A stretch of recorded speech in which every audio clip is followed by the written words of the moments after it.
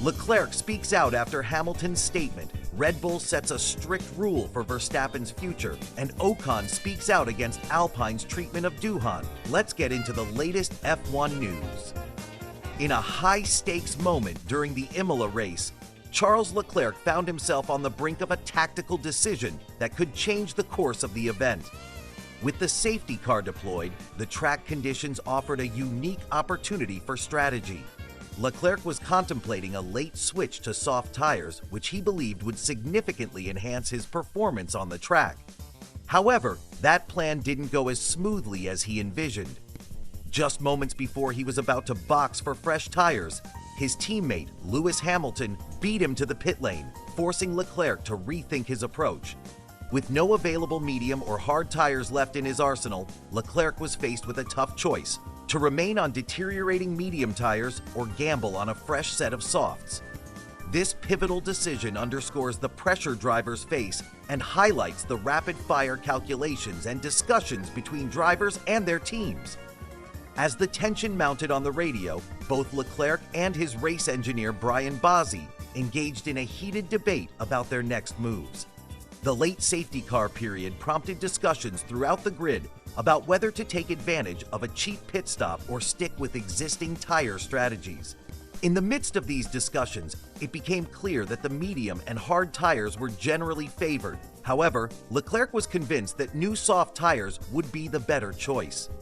The radio exchange turned intense as Leclerc asserted his decision to box for the softs, but Bozzi urged him to stay out, emphasizing that they lacked tires capable of lasting until the end of the race.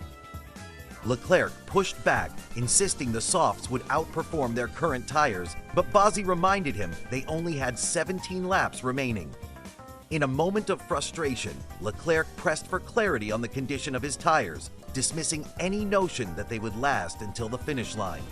At this stage, Hamilton was also navigating a similar dilemma, strategizing with his engineer Riccardo Adami on whether to pit or maintain their current position.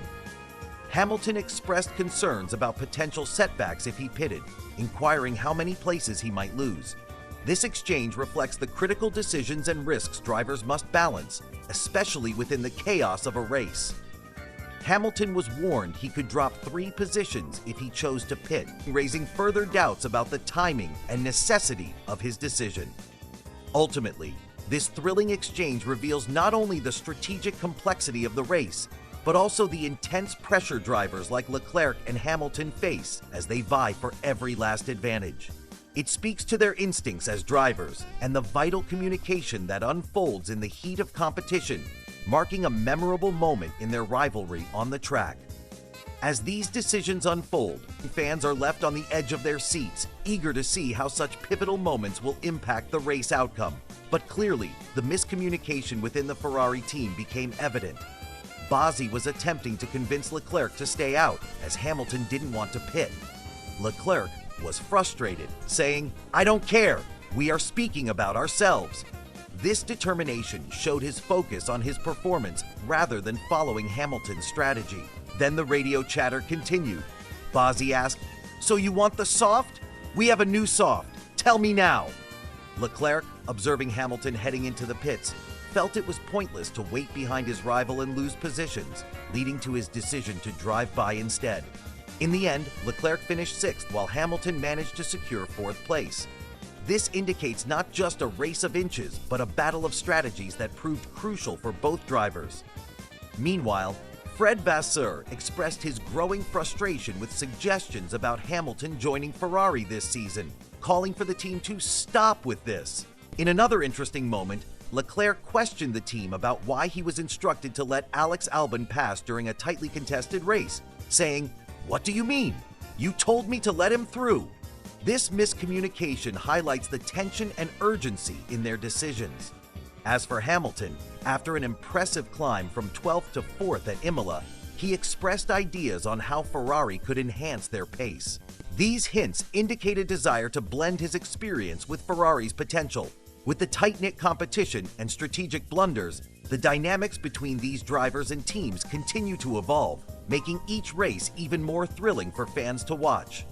Who will seize the advantage next time? Christian Horner has recently made headlines by confirming that Max Verstappen won't be following in the footsteps of Fernando Alonso anytime soon. As fans of Formula One know, Alonso famously skipped the Monaco Grand Prix in 2017 to chase glory at the Indianapolis 500. Many have begun to speculate about Verstappen's racing ambitions, especially after he took advantage of a break in the 2025 F1 schedule to test a Ferrari GT3 at the Nürburgring. It raises the question, could we see him at other racing events? However, Horner has decisively stated that while Verstappen has a yearning to race different vehicles, he will not be permitted to miss any Formula One races to do so. This unwavering commitment highlights Red Bull's focus on maintaining their championship contenders' presence on the grid for every race. Rewind to 2017, when Alonso's bold move to skip Monaco sent shockwaves through the motorsport world. At that time, McLaren was struggling with poor performance, leaving the two-time world champion frustrated.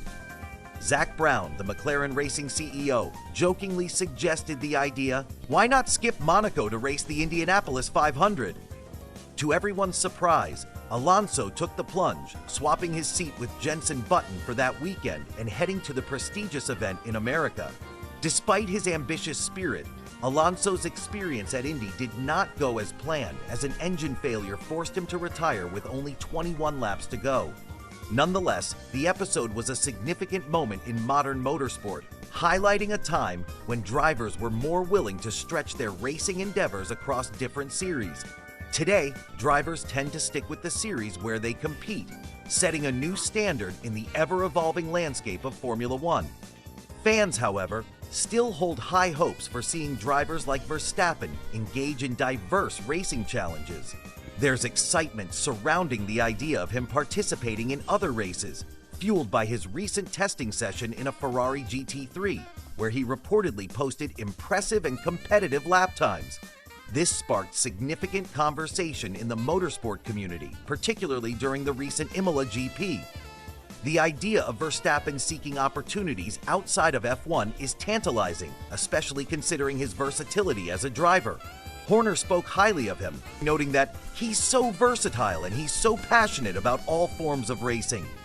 Verstappen's commitment to racing runs deep, as he even manages his own GT team, demonstrating his dedication to exploring the world outside F1.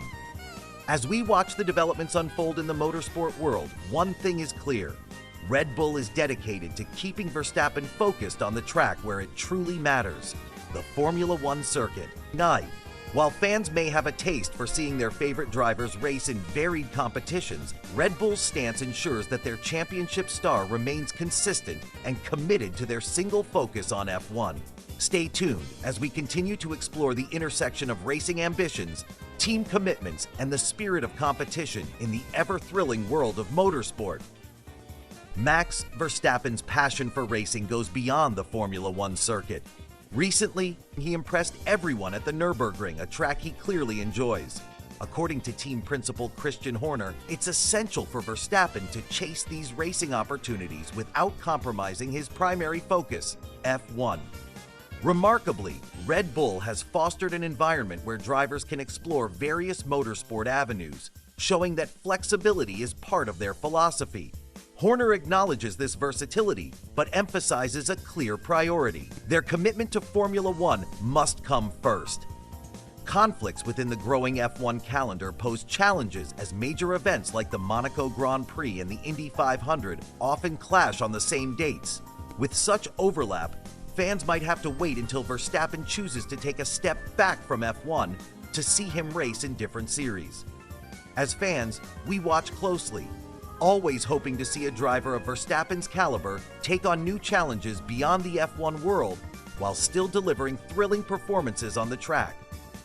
And while the excitement of racing extends into various formats, the spotlight currently remains on the iconic battles of Formula One. Will Verstappen venture beyond F1 in the future? Time will tell, but for now, his dedication to the sport keeps fans on the edge of their seats. Join us next time as we dive into more racing news and updates, exploring not only the heart-pounding action on the track, but also the intriguing narratives surrounding it. In the recent Imola Grand Prix, McLaren's Lando Norris and Oscar Piastri finished in P2 and P3, which marked a strong performance for the team. However, questions have been raised regarding a pivotal decision made by McLaren during the race. Andrea Stella, McLaren's team principal, explained that once Max Verstappen seized the lead after the first lap, the team recognized there was little chance of overtaking him. As the race advanced, Norris found himself on fresher tires, trailing behind Piastri. There was an expectation that Norris might be allowed to pass Piastri to chase Verstappen. However, McLaren opted not to execute team orders at that moment, a choice that drew criticism from commentators and fans alike. Piastri initially started the race from pole position, but lost it to Verstappen following a bold maneuver in turn 2. This early setback put the Australian on the back foot, especially after McLaren made a strategic decision to pit him early, which eventually left him struggling with tire performance later in the race. By the time of the final safety car, Piastri had already depleted his fresh tires, limiting his competitive edge. Fans were anticipating a radio call allowing Norris to pass Piastri, but instead, McLaren allowed both drivers to race freely, emphasizing merit-based competition on the track. Critics, including former champion Jacques Villeneuve, questioned this choice, stating that a team order might have better served their chances. Stella clarified that the primary goal was to position Norris in the best possible way to challenge for the lead. Despite the opportunity, he noted there was never a realistic chance to actually overtake Verstappen. Stella elaborated on the strategy, stating, "We tried to explore various scenarios to potentially beat Max, but we quickly realized our race pace wasn't sufficient." He assessed Norris's attempts to close the gap to Piastri, highlighting that Verstappen was able to match their pace effectively, confirming that track position was crucial from the outset. The early pit stop decision for Piastri was also brought into question post-race. Stella explained that they had to prioritize tire management, as Piastri's early tire wear necessitated the stop. At that time, Oscar was reporting his tires were degrading significantly, making it a necessary decision, Stella said. Overall, McLaren's approach during the race was geared towards ensuring a competitive race, rather than simply following the typical team order playbook, even if that decision stood under scrutiny. As for the results, while they secured a strong finish, viable strategies remain a topic for discussion among fans and experts alike. In the wake of the Emilia-Romagna Grand Prix, tensions are brewing as Christian Horner calls out McLaren for potential self-interest. He emphasizes the importance of strategy in the race, highlighting the uncertainty of whether a one-stop or two-stop strategy would have benefited them. If it was a 2, and if the hard tires had behaved just a little bit better, then the 2 would have been a very strong strategy, he explains. Despite this, the reality of the hard tires proved challenging as they didn't perform as expected. Horner notes that Lando Norris and Max Verstappen, who remained on the used medium tires, were still competitive. Reflecting on their strategy, he mentions, "We needed to deviate and create the condition to beat Max today." However, he recognizes that decisions made in the heat of the moment carry risks. For McLaren's Oscar Piastri, a two-stop strategy could potentially have shifted the outcome in their favor. Horner concludes, "Sometimes when you take risks to win, there may be a little bit of a downside." As the weekend unfolded, 3 technical directives were issued ahead of the race. Fans are left wondering about the true impact those changes had on performance. Meanwhile, McLaren's hesitance in letting Norris pass Piastri late in the race has drawn criticism from former champion Jacques Villeneuve, who labels it a really odd decision. In the end, Max Verstappen claimed victory, with Lando Norris and Oscar Piastri securing 2nd and 3rd places. This race has reignited discussions about strategy and the implications of decision-making under pressure, leaving fans eager for future races to see how strategies unfold. Esteban Ocon has shared his thoughts on the recent changes at Alpine, and it's clear he has quite a bit to say. Following the swap of drivers, he expressed that it comes as no surprise given the decisions made by the team lately. Ocon, who moved on from Alpine to join Haas, seems to be experiencing a more stable work environment now compared to his previous team. Reflecting on the changes within Alpine, Ocon noted that his departure paved the way for Jack Doohan to step in as his replacement. Unfortunately, Duhan's tenure was short-lived as he was quickly replaced by Franco Colapinto. This move has drawn criticism from many who believe it was an overly harsh decision. Ocon observed, "Unfortunately, not really any surprise from some of the decisions that have been taken recently by the team. He certainly seems to have his finger on the pulse of the turmoil enveloping his former team." Though Ocon expressed sadness for his former teammate Jack Doohan, he remains optimistic about Doohan's future in Formula One. He noted, "I'm sure he'll be back in F1 at some point," citing Doohan's impressive qualifications and speed throughout the season as indicators of his talent. On the flip side, Ocon also showed support for Franco Colapinto, asserting that he deserves his shot in F1 as well. Colapinto's strong performances with the Williams team last year certainly make a case for his place on the grid. However, this reflects a larger truth. There simply aren't enough spots available in Formula One to house all the talented drivers vying for limited opportunities. In a broader context, it's important to note that Alpine has undergone significant changes over the past few years, more than any other team on the grid. This has led to the departure of several key figures. Notably, Flavio Briatore has made a return as a senior advisor and has now effectively taken on the role of team principal following the abrupt resignation of Oliver Oakes.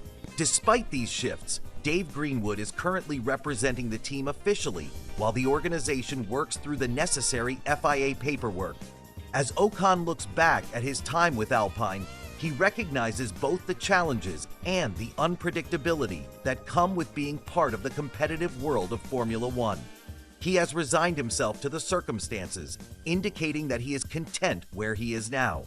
The world of F1 is ever evolving, and with talent constantly emerging, the landscape is sure to shift even more. As Esteban Ocon continues his journey at Haas, we can only wonder how Alpine will navigate its internal challenges and what decisions await the team's future. Mick Doohan, the father of racing driver Jack Doohan, recently expressed his disappointment in the current state of Alpine's performance. He described the team as having become somewhat of a customer team, a sentiment highlighting concerns over their competitiveness in Formula One. In a statement to DAZN, Doohan reflected on Jack's performance, noting that he had performed well on paper during qualifying and practice sessions. However, this level of performance raises critical questions about the team's overall direction. He emphasized the need for results in a league where performance is everything.